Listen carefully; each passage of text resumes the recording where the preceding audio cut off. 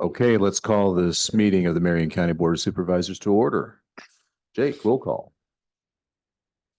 Keisha Johnner, Here. Mark Ramey, Here. Steve McCombs. Here. Would entertain a motion on this morning's agenda. Make motion to approve this morning's agenda. Second. McCombs, Aye. Ramey, Aye. Johnner. Aye. All right, very good. Communications, Jake. Nothing from my office. I know we've received a lot on the Pella Library. Hmm. Board, anything else? Nothing else. Nope. All right, very good. Public comments. This is the portion of the agenda. The public can speak on items not listed on today's agenda. The board can't act on those items, but they could be topics for future meetings. Sir, can you come to the podium and identify yourself, please? Roy Richardson. I'm on the agenda for next meeting from the Senior Center. We've asked the Board of Supervisors for part of the Travis Trust each year. Years ago, when interest was 0.0 something, it didn't make any difference to us who sat on the funds. Now that we can make some money off the interest, we would respectfully ask the board to consider turning over the balance of the Travis Trust to the Senior Center so we can invest it. Okay. And I don't know what the county has done with it in the meantime. There was some talk of investing it, I don't know, 6 months or a year or 18 months ago. And I don't know what that involved. Okay. But anyway, And Roy, you've asked to be on the agenda for next. I think we're on the agenda for next meeting. So Jake, in the meantime, could you make sure the board knows what the current balance of the trust is? Yep. And then Jared, I think just a quick primer on the mechanics of disbursement. Just so we have that in our heads for the meeting and we're not trying to answer those questions on the fly. I'm not wanting to walk out on you, but I volunteered to Senior Center, so I'm heading down there. That's all right. Thank you. Appreciate the comment. Very good. Any other public comments on items not listed on the agenda this morning? All right, seeing none. Anything online? All right, we'll move on. The consent agenda. Is there a motion? Yep. Make motion to approve today's consent agenda. Second. Ramey, Aye. Johnner, Aye. McCombs. Aye. Okay, very good. On to business. First, we have the presentation of service awards. This is something that we started a while back and just to recognize those individuals who have hit certain service markers working for the taxpayers of Marion County. So we'll start off. Keisha, you've got the 5-year folks. Yes. I want to thank those. This is for the 5-year service award. From the Sheriff's Department is Sandra Curtis. Also from the Sheriff's Department is Carly Grubel. Sheriff's Department would be Lucas Hyman and also Caitlin Wignall from the Sheriff's Department. From the Road Department is Jeffrey Fee, Rick Rod, Scott Skippers, and Todd Walters. And from the Treasurer's Department is Holly Poffenberger. Very good. Congratulations, folks. Thank you for all that you do. Steve? Yeah, I would like to thank everybody for the 10 and 15-year awards. The 10-year awards from Public Health is Daylene Bennett. From the Road Department, Tyler Christian. From the Sheriff's Office, Jennifer Ethel. And from the Sheriff's Office, Reed Caius. And for the 15-year awards, I'd like to thank them also. From the Road Department is Timothy Carruthers. From the Sheriff's Office, Vicky Coline. From the Road Department, Brian Heemstra. From the Sheriff's Office, Michelle Kingery. And also from the Sheriff's Office, Cody Rankin. Thank you. Yes, thank you, folks, for your service. Next, we have 20 and 25, and then we have a special one at the end. So I'll read these names. Keisha has the Frame Service Award here, and we'll hand those out. So I'd ask these individuals to come up to receive these. The first one, Dennis Madison, 20 years in the Road Department.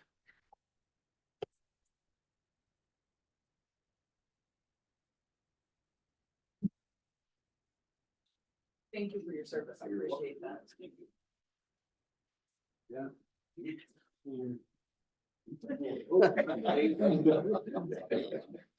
Congratulations. Thank you. We'll try to do this without, Right, trying to stay. all right, 25 years, 25-year awards. First, Kim Dorn from Public Health.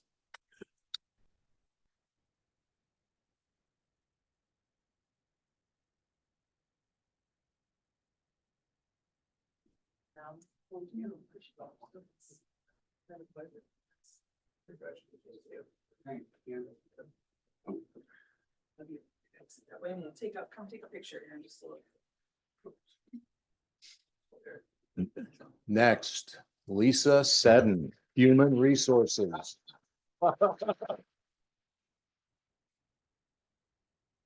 She brought along her own applause section there. All right.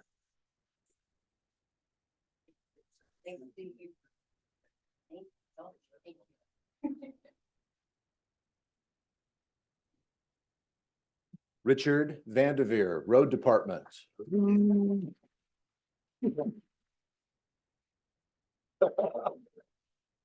Apparently there's some mixed feelings here. I don't know.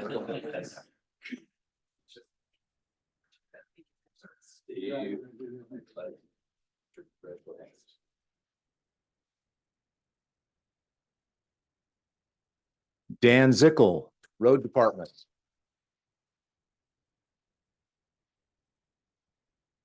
AKA Flash. Tell them how. That's the secret. We gotta keep it like that. Congratulations.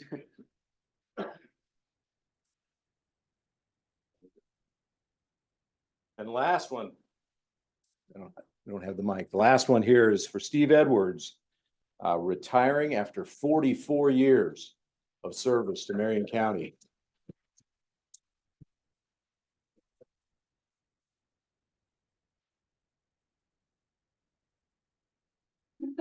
You thought you were gonna get by without doing anything, right? So I'm going to read this. All right. In recognition of your 44 years of dedicated service and commitment to excellence to Marion County citizens and guests, your outstanding contributions have greatly impacted the success of the Marion County Conservation Department. Your hard work and leadership have been instrumental in shaping the department as it stands today. Your passion and dedication will be truly missed. Thank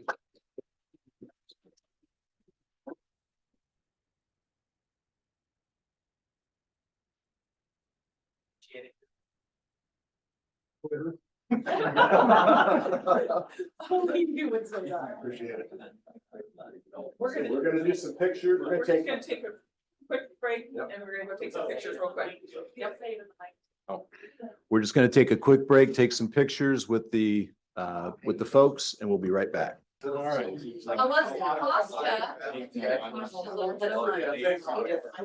Are we back? All right, we're back. How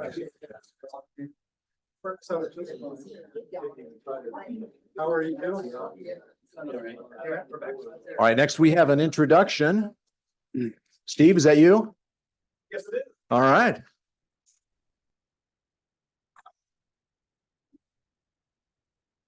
Well, good morning. That was a surprise. Thank you very much. Back, since you all know I'm leaving, in May, the end of May, we formed a committee, an interview committee to find my replacement. And that panel consisted of Marion County Conservation Board members, as well as Lisa Seddon, our HR manager. And they conducted interviews of qualified applications back then. And after consideration, selected Cale Edwards, who was the executive director for the Hancock County Conservation Department for the last 11 years. Prior to that, Cale got his BS degree in animal ecology with a wildlife emphasis from Iowa State University. And during his summers in college, he worked for our park rangers as a summer intern. So he was very familiar with our operation and our parks. So he will take over officially the 26th of this month. And the Conservation Board and the staff are very helpful and want to help him. And he will be very successful, I believe. So we are looking forward to working with him. So with that, this would be Cale Edwards. All right, welcome, Cale. Welcome, Cale. Welcome.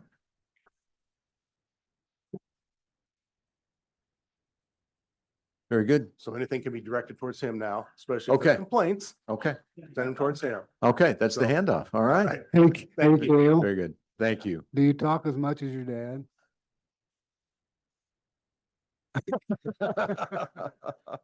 Well, Thank you all. welcome, Appreciate Cale. it. Welcome, Cale. Thank you. Welcome aboard, Cale. All right. Next, we have some appointments. Marion County Development Commission. We've got Jacob Crozier. Stephanie, is it Bonstetter? Okay, did I get that right? And Kayla Flanders. Mhm. Carla? Yes, Jacob and Stephanie are currently on the commission, and how our commission works is that commissioners serve a 3-year term, and they're able to serve 3 consecutive 3-year terms without having to go off the commission. So we do have term limits on our commission. So both Jacob and Stephanie would be, this would be appointing them to their 2nd term on the commission.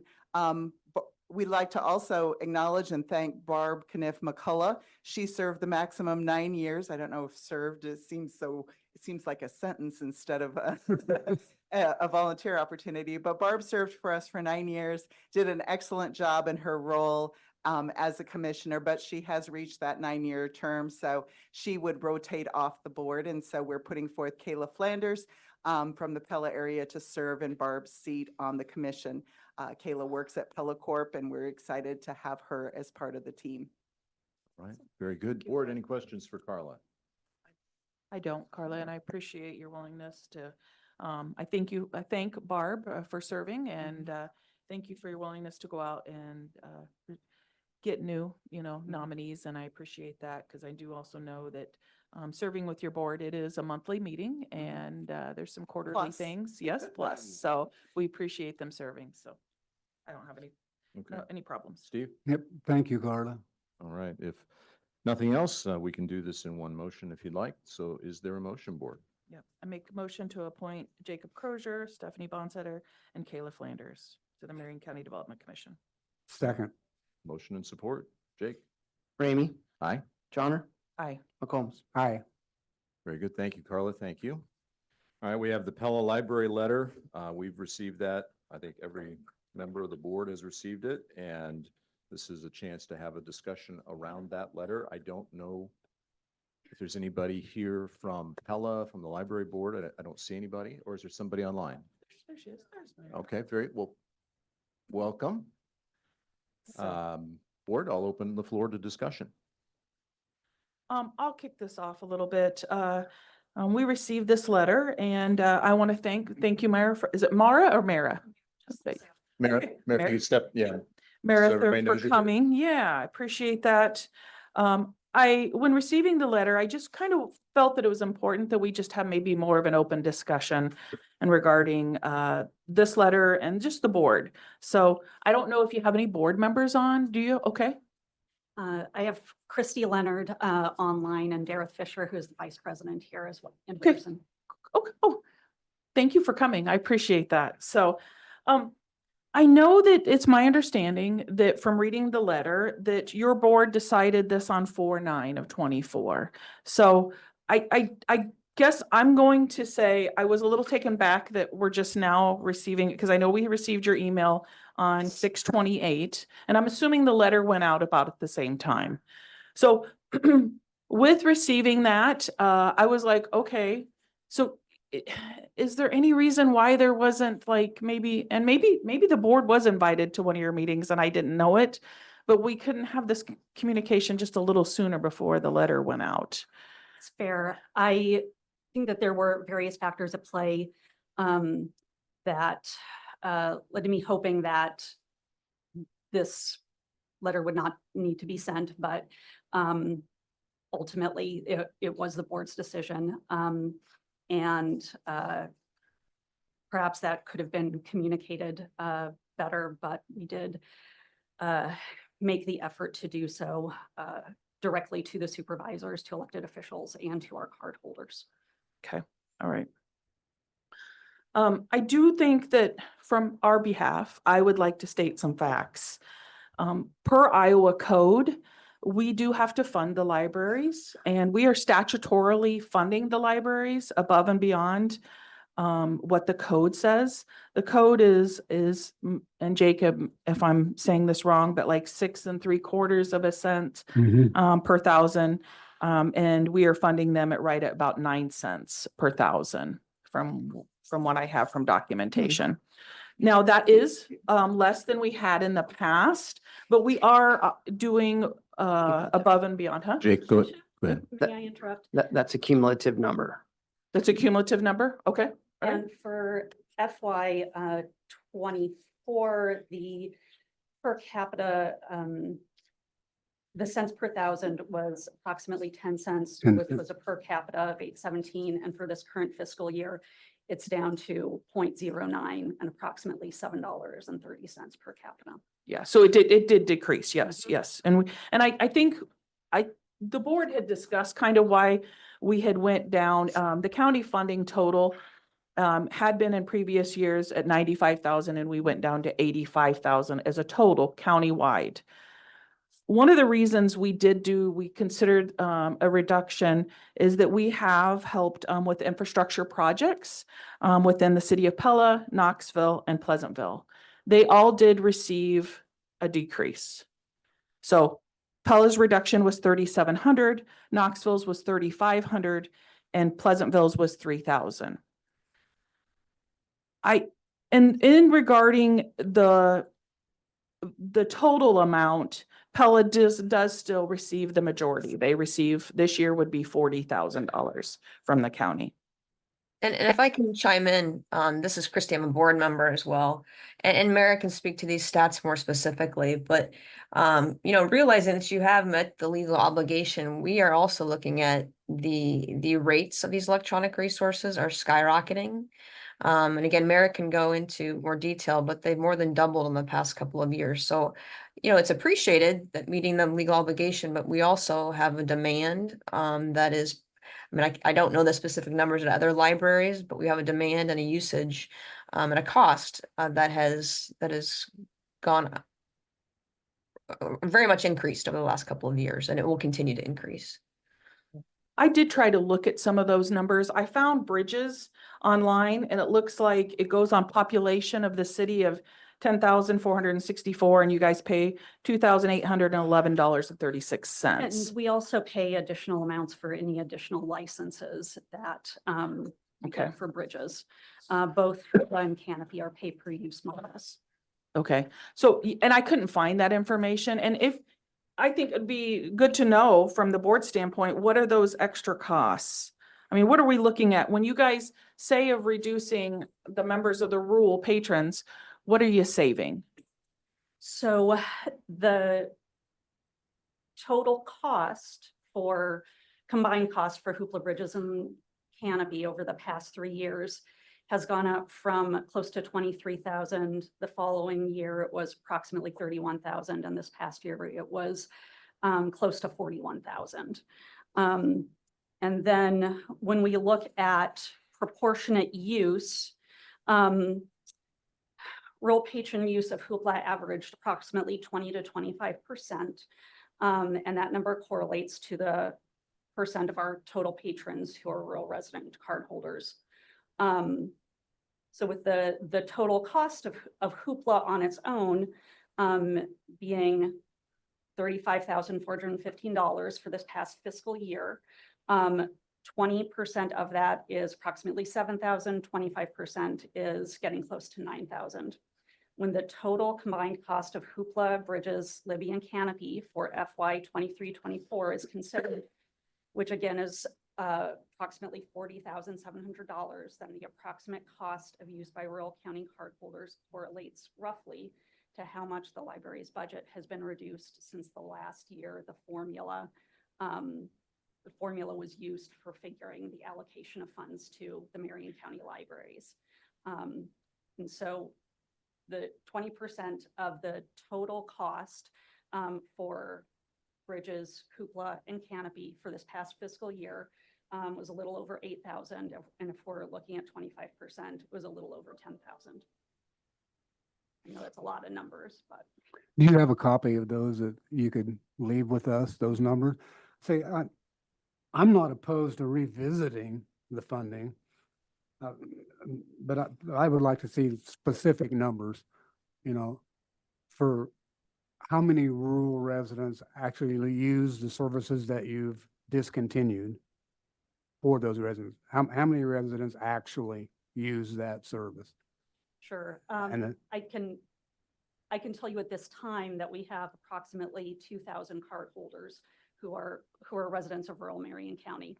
I would have to dig into the numbers to be able to tell you more precisely what proportion of those. okay, cardholders I see that. use the I need electronic those numbers resources. in my head to justify any further subsidies. Because, you know, the people have to know what they're paying for. You see my point? And the funding from Marion County goes specifically to resources for rural county residents, be they hard copy materials, electronic resources, programming, et cetera. So that's a specific use? Okay. I'd like to see those numbers also. So that I can have better understanding, I mean, these are subscriptions, I'm assuming. So then are you gonna go through and, I mean, is the subscription shut off today? Because of the timing of when the letter was sent, it has not been turned off. Okay, all right. Could you say that a little louder, Mara? I don't think. Yeah. Because of the timing of when the letter was sent out, that it has not been turned off. Okay. And so I guess I'm not fully understanding, are you just gonna have to go through and say, okay, this person lives city, this person lives rural, and shut off each person? We're able to do it as a group change in the database. You're able to do it as a, okay, all right. We have a comment? I can't see that, so we'll have to blow that up. I'm handicapped in that way. Yeah, I can't see It's that called either. age. You know, I think we're all kind of in the same boat, you know. Can we read Jake, it? Jake, can you read that? We have a comment coming in from our video feed. Okay, so this is Don Bunch. I would like to see the same numbers for the Knoxville and other Marion County libraries and review funding for all the county libraries at the same time. I don't disagree with that.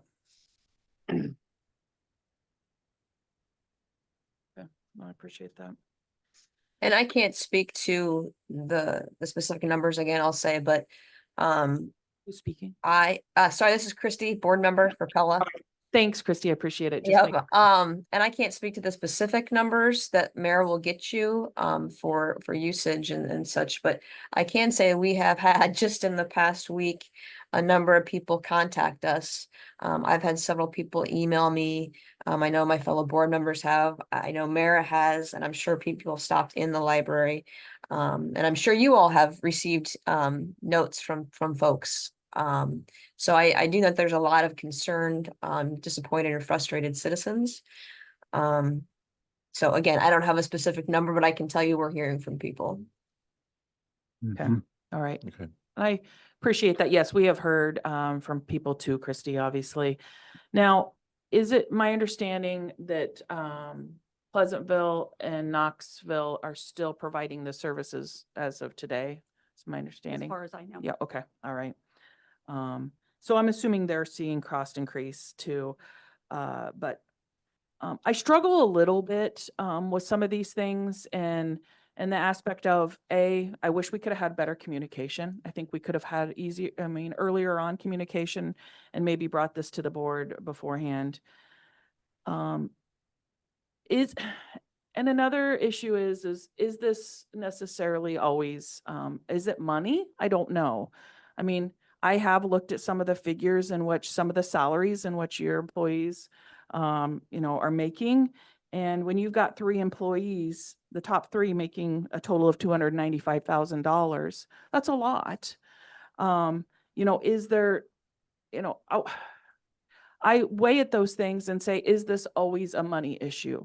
Is this because we have decreased and people just aren't very happy with us? From what I presented to the board in those, what I can report from those conversations is, yes, it is a budgetary concern. Salaries are are funded through the municipalities. And as I mentioned before, the funding from Marion County goes solely for resources to rural Marion County residents, whether that be programs, hard copy materials, or electronic resources. And with the increase in cost for electronic resources, particularly Hoopla increasing at the rate that it has, and the fact that our Friends Group has had to reduce their support for that resource and the funding cut from Marion County, that is what motivated the decision. But And if again, this is Christy speaking as a board member. This was a financial issue. Could you say that again, please? Christine, Yep, it was a financial issue. okay. But if those subscriptions, if you're receiving 40,000 and it's roughly costing that, then that would be covered for the e-subscriptions. But the funding from Marion County would go to support hard copy resources, electronic resources, and programming, not solely the electronic resources. We have pretty heavy use of our hard copy materials from rural residents of Marion County. For this past fiscal year, it was approximately 35,600 physical items that were borrowed. And I'd have to go back and check the number of formal requests for materials, hard copy materials we received, but I know we do fill a lot of requests for residents who are rural county card holders. And of course, we have a lot of residents of rural Marion County who are attend to programs, and that's fantastic. We don't count who's a city resident, who's a county resident, who lives in Pleasantville, who lives in Knoxville as they're coming through the door, but we know based upon our card holders that proportionately would be about 20 to 25% of attendees at programs would be rural county residents. You know, as I said earlier, I'm not opposed to revisiting the funding for the libraries, but again, you know, I think we're all in a kind of a financial bind at times, and I think we have to be very prudent with our limited resources, especially as a county, at the county level, you know, to ensure we can fund what I would consider be critical services for the county. In no way am I belittling the services of the libraries, but we have some major expenses also that we have to consider in all these budgets. So like I said, I'm not opposed to revisiting it if we can get those hard numbers. And Yeah. not, not just from all the libraries. Well, Steve, what I do you, can only what, speak Steve, for- what are you asking for? Are you asking for all the libraries, or are you asking for just Mara to provide Pella's numbers? Well, I think if everything I've heard in the past at our budget section, all the libraries are struggling in their finances. So maybe it's prudent that we see what at the rural level, what those services are provided by the other libraries. Yeah. And So I Mara, can can I only jump speak in here, Mara, real quick? So I want to make sure otherwise we're going to end up just kind of talking this thing in circles. You're saying that the money provided by the county just covers your cost of service for these programs to rural Marion County residents. programs and resources, whether Yeah. they be hard copy or electronic. So in terms of capturing any of those dollars for additional salary benefits, anything like that, doesn't do that Salaries at are all. solely funded through the. And that's solely funded through Pella. Okay. So if you could, I think to Steve's point, the board probably just needs a refresher on the cost breakdown, on where the dollars go, and then what you're short, so the shortfall in those specific programs. Yes. And then the board can make some decisions. I would also encourage you, do you still represent kind of the group in total? Or is that an informal group that just comes and says, we want a certain amount of money and we do it together? And My understanding is that it's more of an informal group. We do not have and we work together on the budget presentation specifically and the budget request, but it is on an informal basis. well, my assumption would be cost volatility is going to be in these other libraries as well. So I think it would be a good thing to know if we're going to get more requests like this, because then we'll end up a one-off for Pella, Mhm. a one-off request for Knoxville, a one-off request for somebody else. So if we could consolidate these And then I think the board can make a better budgetary decision on how much more they're willing to put forward for funding. Yeah, that was kind of my point. Steve, is that what you were thinking Yeah. about? And I- is it my understanding, Mayor, that the state is also, they kind of have cut their funding to the libraries? The state funding has been static since 1980 something. There really hasn't been any growth there. And of course, with the changes in that were made in how municipalities may collect taxes, then that's impacting their services as well, or their funding as well. All right. And I'll just say, I can certainly work on gathering the data for Pella. I can't necessarily speak for other libraries, and how to get the data for the usage of the electronic resources takes a good amount of digging. And so that would just require some patience, especially probably from the smaller libraries. Sure. Well, Sure, absolutely. that would be very useful information, though. But at least, and I think Keisha touched on this, and I hate to just summarize people's comments, but I think this is an important point for people to consider. If there's because of volatility, and that's what you're saying, price volatility in these services is what's driving the request. Before these types of letters are issued, let's have a talk. Let's talk about it. Let's say, hey, we're running into an issue. This is a county funded service. Here's what you gave us, but we're going to be short because prices have gone up, and we'd like to maybe have some additional funding. If the board says no to that, then you got letters to issue and things like that. And that's helpful for me to hear. I will say that during the last budget planning, when this was discussed, I did state specifically that if there was ongoing reduction to funding from Pella and not using a clear formula for the distribution of funds, that we would have to consider reduction of services. And so. And that's fair, Mara, and I remember that, Mhm. but also remember what we were wrestling with at the same time in terms of Mhm. our cost structures. So everybody's point in time, now we have real data, we have the reality of it, so we can regroup. But there's nothing wrong with regrouping on those discussions once we have more established information. Fair? This is Christy again. I guess I have a question for clarification. Are you asking Mara to collect all the data from all the other small libraries in the county? Because I think that's a lot to put on her. No, I'm not asking her to do that at No. all. If that's Okay, something that we okay. can send out, we can send out a request to the libraries as well. I just didn't know their structure, because when they present to the budget, they all come together and present the budget together.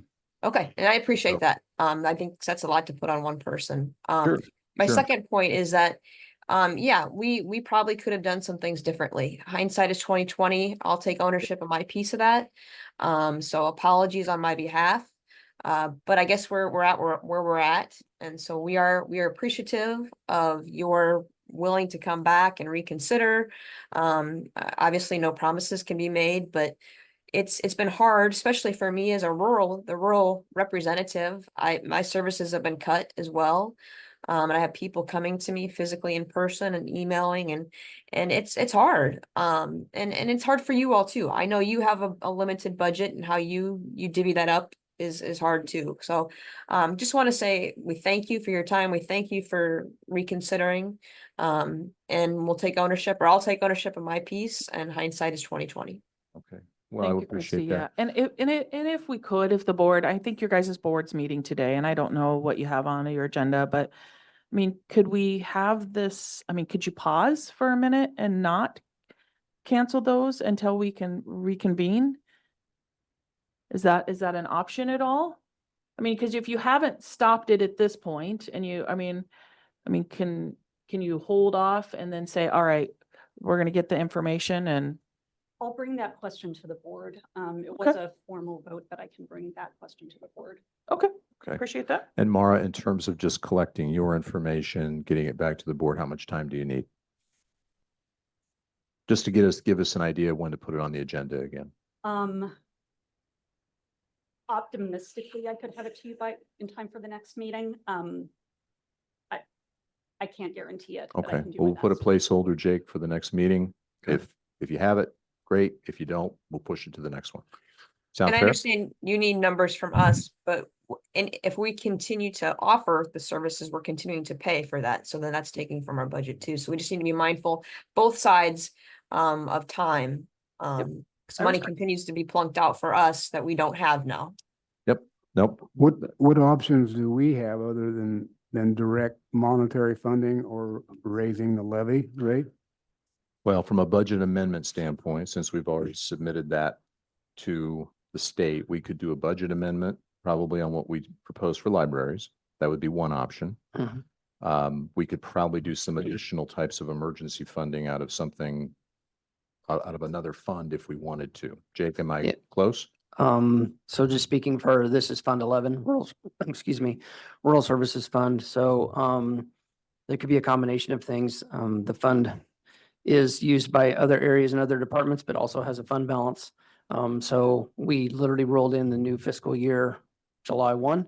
Those levies are being used for, the levy as a whole, for rural fund is at 395.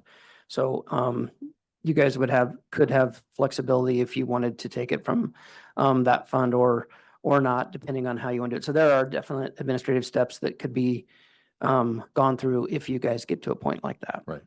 Absolutely. All right. But changing the levy, Yeah. Fund 11, a levy for the FY 25 year, you're at your max That's already set. and it's set. Yeah, that's set. And it has been at the maximum level for years. But Steve will have some flexibility in different funds if we want to access cash. Okay. Mara, anything else?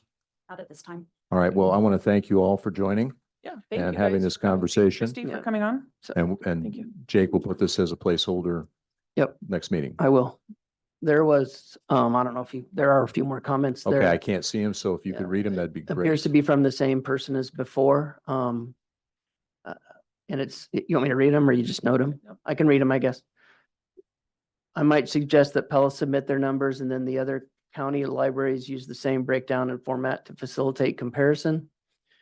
I would also like to thank the Marion County Board of Supervisors for the 28E agreement, which gives dollars from the lost back to the cities. Marion County is the only county in Iowa that does this. Could some of the county funds from the 28E agreement be directed to the library? Thank you for the comment. Board, Actually, with one other thing about the numbers is that Pella is the only library, as far as I know, in the county that offers hoopla and canopy. So that will be Pella is the only library that offers hoopla and canopy. So that will be a discrepancy between the services that we Okay. offer and the funds that they cost as opposed to the other libraries. okay, got it. Thank you very much, Mara. Thank you. Board, anything else? Nope, that's it. Steve? All right. No. Is there a motion to close discussion? Make motion to close discussion. Second, Johnner, Aye. McCombs, aye. Ramey. Aye. Very good. Thank you for that. All right. We have resolution 2024-70, which is a final determination regarding disposal of real property. Jake, anything we need to? I don't think so. Ross, Gibson from the attorney's office has prepared this. This is after quite a few steps that you guys have, gone through, speaking about this property down in Melcher, Dallas. Then it was decided to market it because it was just additional county property. Went through a sealed bid process. Those bids were opened at a prior meeting. So that was 2 meetings ago. This is just the culmination of you officially approving the disposal of the real property to the individuals that placed the low bid placed the high bid. So used to place the high bid. And then Ross has also prepared the quitclaim deed that will be filed with the county recorder's office, transferring this, Yep. putting it back on the tax rolls. Okay, perfect. Board, any questions? I have none. Nope. All right, if none, is there a motion? Make a motion, we approve resolution 2024-70. Second. McCombs, Aye. Ramey, Aye. Johnner. Aye. All right, very good. Thank you. Next, we've got a special class C retail alcohol permit for Bus Events LLC operating as Iowa Beer Bus. I assume I Yeah. saw I it. Yeah, I don't know that anybody will be on for the next two items. They have gone, it's all originated through alcoholic beverages. They have to turn in, make sure they have dram shop, all the appropriate documentation. It gets down to us. The first one is for a RAGBRAI. The next one is annual renewal for the marina. They started doing that last year. Our process is we receive the communications from ABD. Then I send it out to every department in the county that I think may care, for lack of a better term, or have any effects. And they've satisfied for what we need administratively. So the 5-day is a RAGBRAI one. And then the next one is effectively the Red Rock Marina. Right. Jason, any issues? It's gonna be that. Obviously, it's just part of RAGBRAI. When they come through on different sides of it, they're gonna set up different areas. I wouldn't recommend approving a bunch of them or whatever in the aspect of because of just staffing and that whole side of it and. But you're good with But- the ones we Yeah, have. but I mean, if it's something that they've went through their requirements, like Jake said, for the state, so we'll deal with it when it gets here. Yep. Okay. And at this point, Jason, I don't have any more in the queue that have started the process. Okay, So if that helps at all. yeah, that just gives Jason, us if kind we, of an idea. Jason, if we would get to a place where we get a bunch of these, I don't know if we will. Maybe the timing is not, Yeah, Maybe we're they're- getting really short because the next meeting is the 23rd and when's RAGBRAI? 24th. 24th. 24th. So, I mean, they only have one meeting left and, getting their dram shop and stuff like that. So if they're not in the queue and don't have it going, probably they're, not going to make they're it. really behind. And Okay. I don't assume you guys want to do a special just for that. That would be your decision. Yeah, one or two of them's not a big deal. You start to get to 5, 6, 7, 8 or whatever, then all of a sudden the staffing and trying to have people around in different areas becomes Right. a lot bigger issue, but Okay. the one's not an issue at this point. Okay. Very good. Thank for you. us. Yep. Thank you, Sheriff. Board, any questions? No, I don't. All know. right. If none, is there a motion? Make motion to approve that special class B, retail alcohol permit. Second, Ramey, Aye. Johnner, Aye. McCombs. aye. Okay, very good. We've got a Class B retail alcohol permit. This is a renewal and it's Red Rock, a semi-operating as Red Rock Marina. They've got everything submitted as well. Everything through alcoholic beverages to Yep. us. Board, any questions? Nope, I have none. Is there a motion? Make a motion, we approve the special Class B retail alcohol permit for Red Rock Marina. I'll second.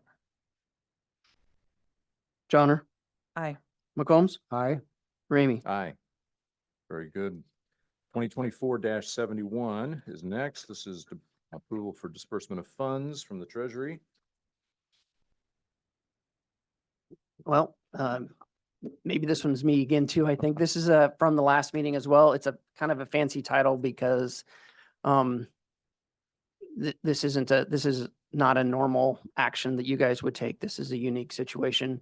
The county has received over the last 2 fiscal years, $50,000 each year.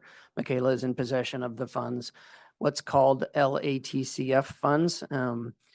From the U.S. Treasury, and again, from all the different things, but it's effectively a bonus through from the ARPA. ARPA. Thank you. I was coming up with ARP. I was like, wait a minute. No, so we received these funds. We've just been sitting on them along with the other remaining ARPA funds, excuse me. Chris brought forth this power outage or power upgrade at the courthouse. You guys discussed at the last meeting. It was talked about being an appropriate time for a generator to be placed on the yard due to construction, putting in the main line. It just really seemed to make sense. So it was you asked me to create a resolution to officially obligate this $100,000 for this project. So that's what effectively this resolution does.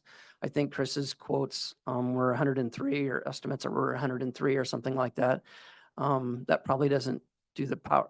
I think that was just for the generator portion, but he has plans in place. I believe everything, I don't want to speak for Chris, but still on target for those courthouse actually being closed those 3 days in August.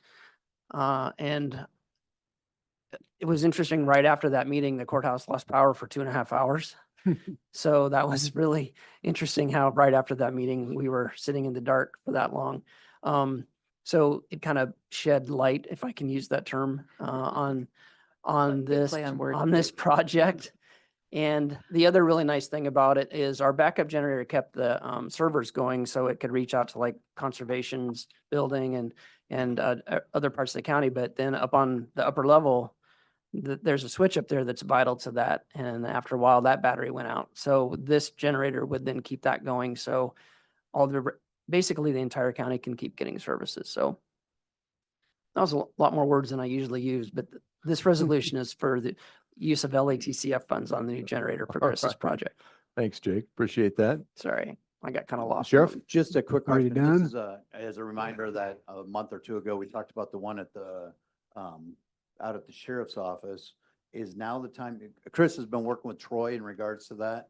And I think that's like that $20,000 expense to upgrade that generator. Is now that time, I mean, is now the time to just kind of do those together? I guess that maybe is a question for Chris on it. If we're allocating funds to do that, because we have to have that one at the sheriff's office also.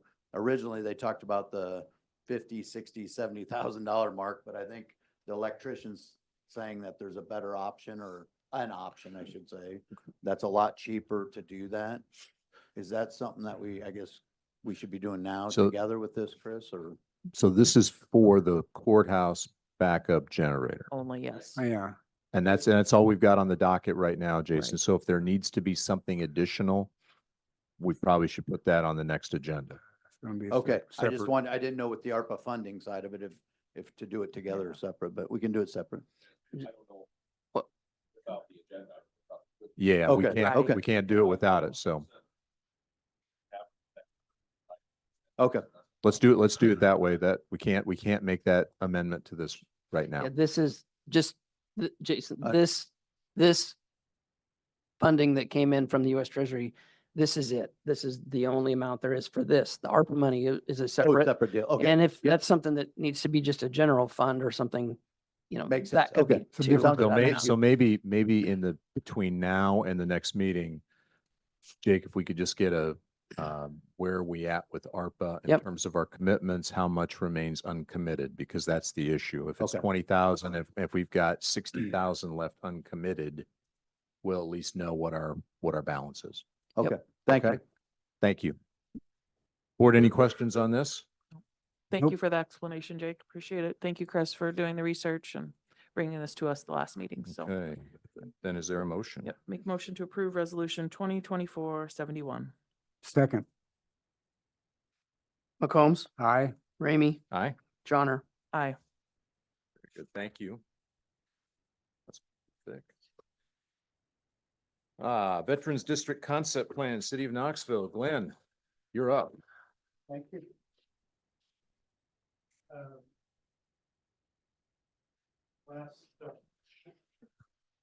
Last meeting, we presented the concept plan and the changes, and we talked about the situation with respect to the Youngs Park ball field and the need to, if we want to eliminate our obligation to use that as park, replace it with something of equal or greater value. And so the plan that you see before you has that whole area as a future development area. That's what council officially approved. The alternate plan, land use plan, is the next slide. Thank you. And what it does is it identifies the ball field as a commercial site. It talks about having a multifamily site, could be apartments, might make sense as a seniors project on the south side of that area between the existing built development in the orange and the skate park in the green that fronts Okay. 14. The area above that multifamily is the area that's left, and some of that includes the soccer pitch that the city has, and some of it is county land. And what this is just suggesting is that we'd like to have a dialogue with the county to figure out whether we can make this happen in some arrangement where the city acquires at least a portion of that allows us to replace the ball diamond, possibly more. So the approval or the discussion around the approval of the concept plan and the changes to it does not constitute a transfer of property. So I just want to make sure the public understands that. If we look at these and say we want to make this change from the confluence plan that it pre-existed this to this plan or the alternate, we're just agreeing to an overall general use concept.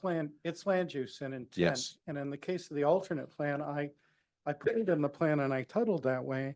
And it really, our city council said, yes, go talk to the county. Let's see whether we can make something work to free up that ball field for commercial development. Right.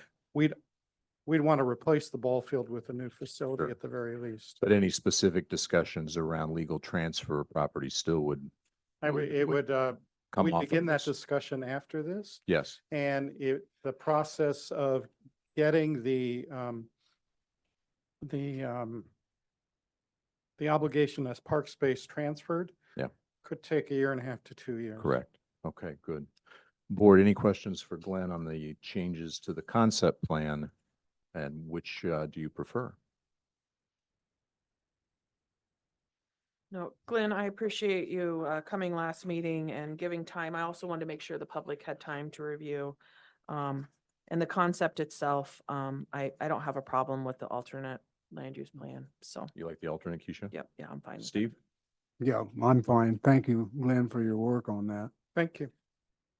Okay. Steve, alternate or primary or okay with both?